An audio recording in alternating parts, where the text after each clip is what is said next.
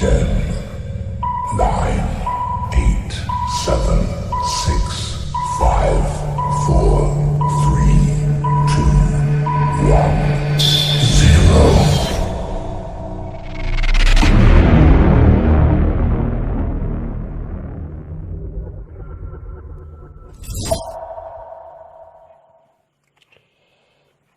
Lesson number 3.2 निम्नलिखित समस्याओं को रैखिक समीकरण में बनाइए। कक्षा 10 के 10 विद्यार्थियों में से एक गणित की पहेली प्रतियोगिता में भाग लिया। यदि लड़कियों की संख्या लड़कों के संख्या से 4 अधिक हो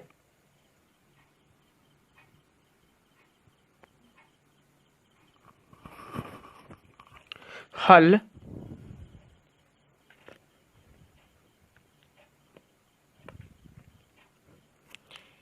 माना कि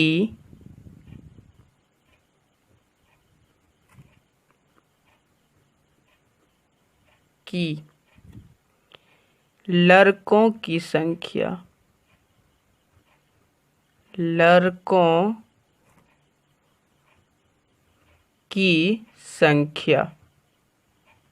बराबर x। माना कि लड़कों की संख्या x, तो इसलिए लड़कियों की संख्या y हो जाएगा। प्रश्न के पहले भाग से प्रश्न के पहले भाग से, तो पहला भाग कक्षा 10 के 10 विद्यार्थियों ने एक गणित की पहेली प्रतियोगिता में भाग लिया। तो यहाँ तक हो गया प्रश्न का पहला भाग। तो दोनों मिला करके 10 यानी x हो गया लड़का और y लड़की, मिला करके टोटल 10। Equation number 1।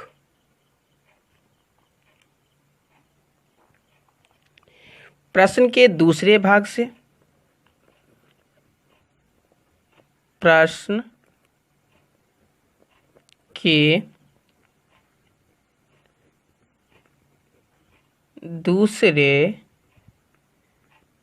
भाग से, तो प्रश्न का पहला भाग पढ़ लिए थे हम।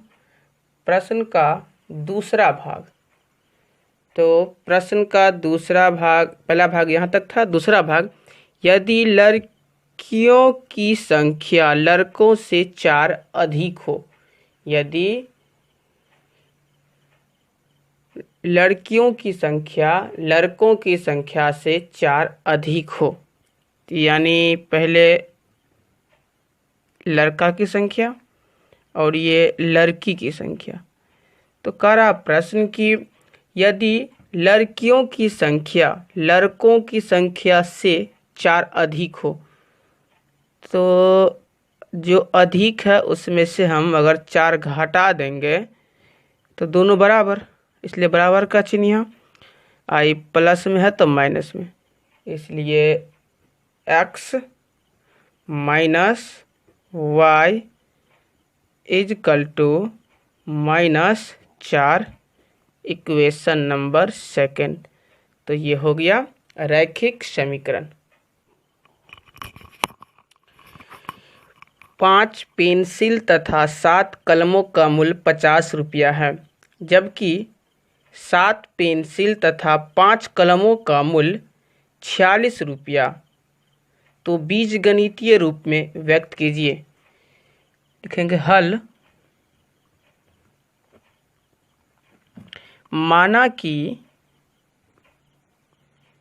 माना कि एक पेंसिल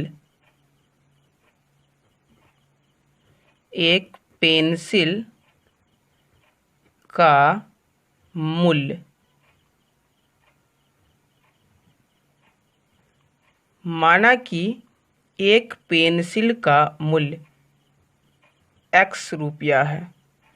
उसके बाद पेंसिल के बाद कलम, इसलिए हो जाएगा एक कलम का मूल्य, एक कलम का मूल्य y रुपया। प्रश्न के पहले भाग से प्रश्न के पहले भाग से। आइए प्रश्न के पहले भाग से।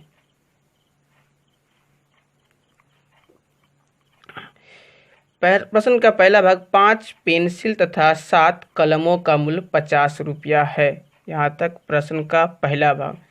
5 पेंसिल और 7 कलम, तो एक पेंसिल 1x, तो 5 पेंसिल 5x, और 7 कलम, तो कलम हमारा y है, तो एक कलम 1y, तो 7 कलम 7y बराबर 50 रुपया। Equation number 1।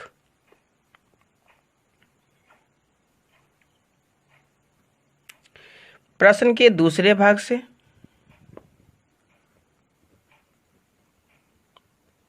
प्रश्न के दूसरे भाग से। तो प्रश्न का दूसरा भाग कह रहा है, जबकि 7 पेंसिल और 5 कलम, यानी पेंसिल हो गया 7, पेंसिल 7, तो पहले पेंसिल, एक पेंसिल 1x, तो 7 पेंसिल 7x, अब प्लस कलम 5 लिया, तो 5 कलम, कलम हमारा y है, तो 5y बराबर 46 रुपया। Equation number 2। ये हो गया बीजगणितीय रूप। अनुपातों A1/A2, B1/B2 और C1/C2 का तुलना कर ज्ञात करें कि समीकरण युग्म द्वारा निरूपित रेखाएं एक बिंदु पर प्रतिच्छेद करती है, समांतर है अथवा समपाती। तो सवाल को बनाने से पहले A1/A2, B1/B2 और C1/C2 को जानना होगा। इसके लिए एक तालिका का इस्तेमाल करेंगे हम। तो पहले इस तालिका को देख लेते हैं, उसके बाद A1/A2, B1/B2 और C1/C2 पर इस सवाल को बनाएंगे और जांच करेंगे कि बिंदु प्रतिच्छेद, रेखाएं प्रतिच्छेद करती है या फिर समांतर है या अथवा समपाती है।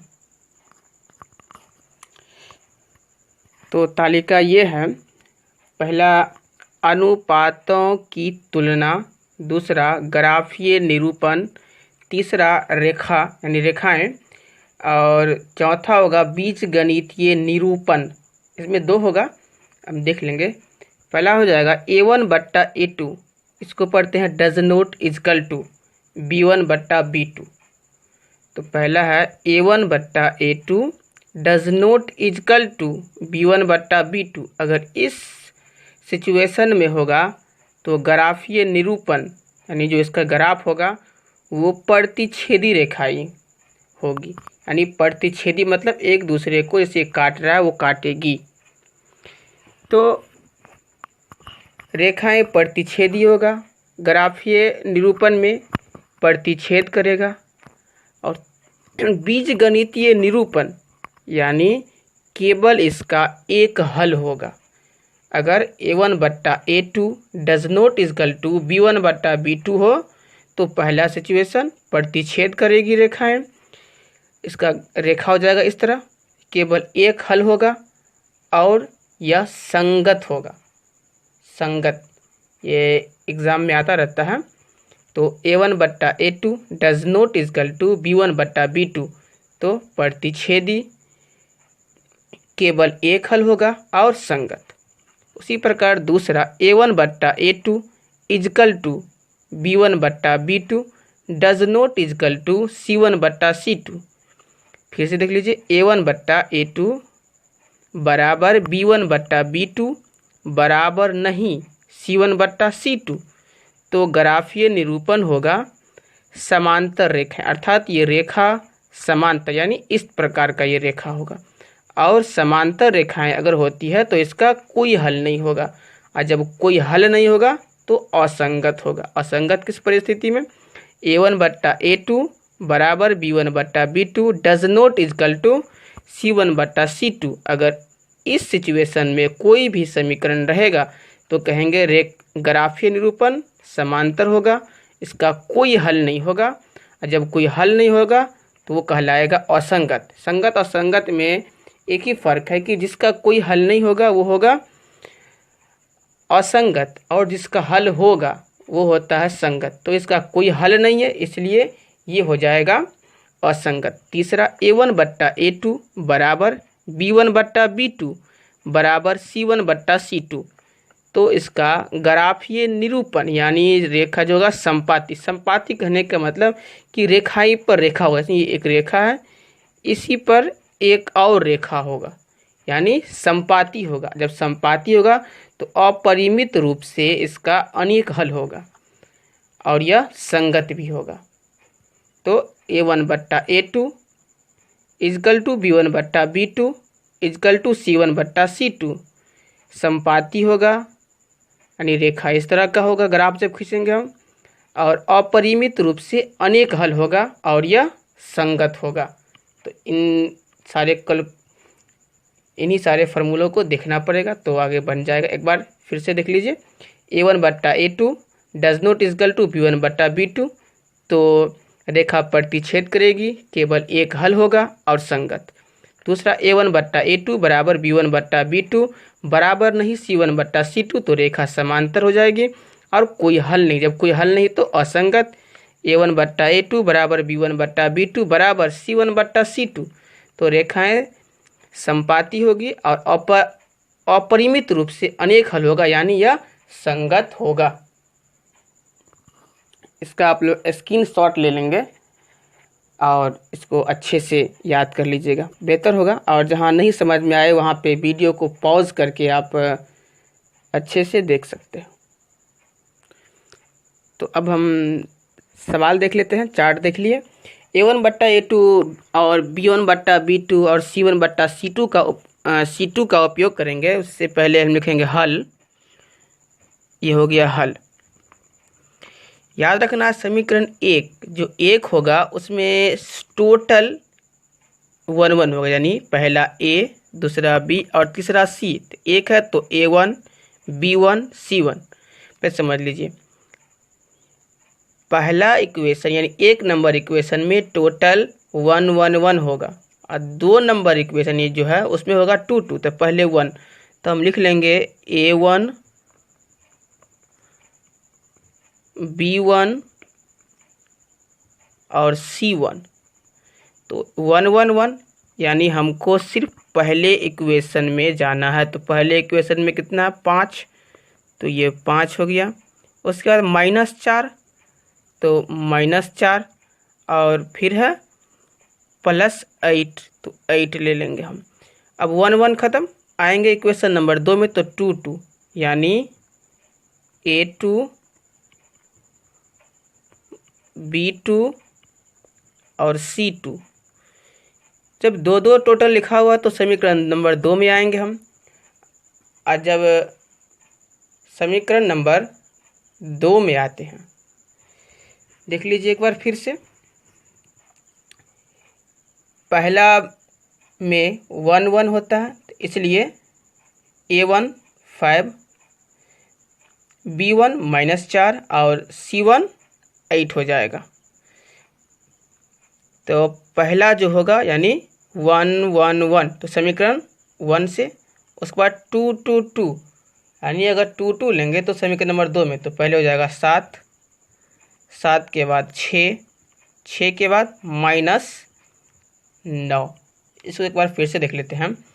पहले लिखेंगे A1 B1 C1, तो तीनों 1 1 1, तो समीकरण नंबर 1 में आएंगे। तो सबसे पहले 5, तो 5, -4 तो -4 और +8 तो +8। फिर लिखेंगे A2 B2 C2, तो समीकरण नंबर 2 में, तो A यानी 7 है A2, तो 7, उसके बाद +6 -9। अब इसमें लिखते हैं हम पहले तो फार्मूला A1 बट्टा A2, या A1 यानी 5, 5 अब बट्टा A2 यानी 7, उसके बाद -4 बट्टा 6। अब दोनों को चेक करेंगे बराबर है या नहीं। तो पहली बात इसमें देखते हैं हम कि यह 5 बट्टा 7 और ये है माइनस में, तो बराबर होगा ही नहीं। तो बराबर नहीं, तो बराबर नहीं का सिंबल देंगे। अब हम जो फार्मूला अप्लाई किया वो यहाँ लिख देंगे। A1 यानी A1, ये है A2 का मान, तो A2, ये चिन्ह हो गया बराबर नहीं का, तो बराबर नहीं। और फिर -4 हो गया B1, ये हो जाएगा B2। तो ये फार्मूला लग गया। सवाल में कह रहा था कि बताइए जो समीकरण दिया हुआ है उसमें जो रेखाएं हैं वो प्रतिच्छेद करती है, समांतर है अथवा समपाती है। तो अगर A1 बट्टा A2 does not equal to B1 बट्टा B2, इस फॉर्मूला पे आ जाए। अब फार्मूला जब अप्लाई करते हैं तो A1 बट्टा A2 does not equal to B1 बट्टा B2। तो इसमें होता क्या है कि हम देखे थे चार्ट में, कि इस चार्ट में कह रहा था कि रेखाएं प्रतिच्छेदी होती है। तो यहाँ पे हम लिख देंगे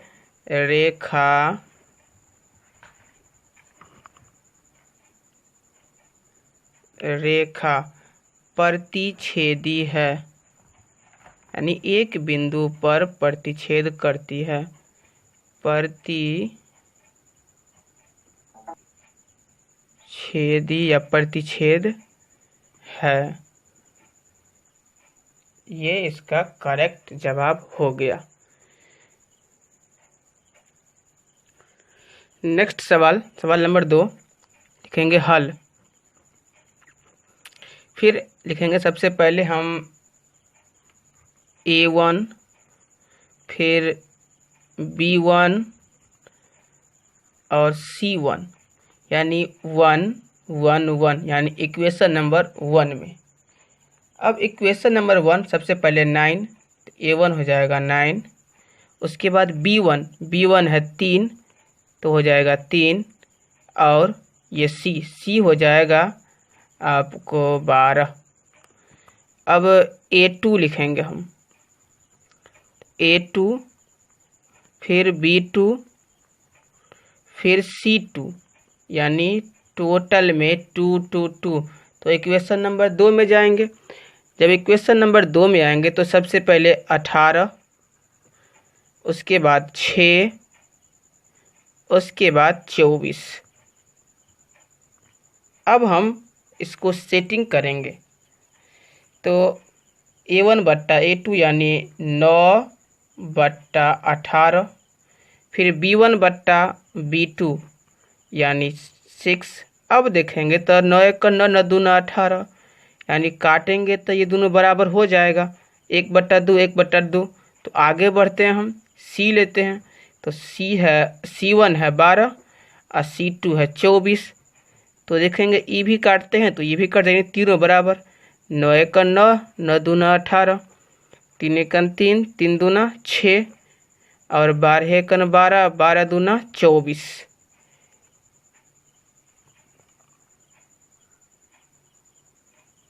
अब देखते हैं हम ऊपर 1, तो 1/2 बराबर 1/2 फिर बराबर 1/2, यानी तीनों बराबर हो गया।